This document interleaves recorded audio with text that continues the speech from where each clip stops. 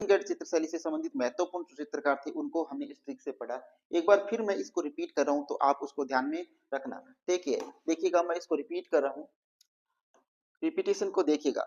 देखिए, लाडली से अब एक क्या ध्यान रखना है, इस लाडली से आपको देखना है लाडली दास। इस मोर से क्या ध्यान रखना है, मोर से आपको मोर ध्वज और सूर ध्वज नाम के दो व्यक्तियों के नाम रखना है। मोर से मोर ध्वज और सूर ध्वज। इस नी से क्या ध्यान रखना है, इस नी से आपको रखना है निहाल चंद। नी से क्या ध्यान रखना है, निहाल चंद। अब देखिए इस ए से क्या ध्यान रखना है, अमीर चंद।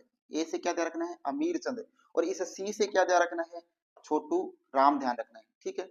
अब देखिएगा बंद, इस बंद से क्या ध्यान रखना है, इस बंद से आपको रखना है बदन सिंह ध्यान में रखना है। अब देखिए सी, इस सी से क्या रखना है, सीता राम ध्यान में रखना है। अब ये थोड़ा सा यहाँ पर इस सो से आपको ध्यान रखना है स्वई राम ध्यान में रखना है।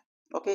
अब देखिए भंवर, इस भंवर से क्या ध्यान रखना है दोस्तों, भंवर लाल ध्यान में रखना है। इस भंवर से क्या ध्यान रखना है, भंवर लाल ध्यान में रखना है। अब देखिए सूरत से सूरत दास ध्यान रखना है और दूसरा सूर्य दास ध्यान में रखना है। और इस तुलसी से क्या ध्यान रखना है, इस तुलसी से आपको रखना है तुलसीदास। तो ये कुछ महत्वपूर्ण ट्रिक थी जो किशनगढ़ चित्र शैली से जो महत्वपूर्ण जो चित्रकार थे उनको हमने इस ट्रिक से याद करने का प्रयास किया।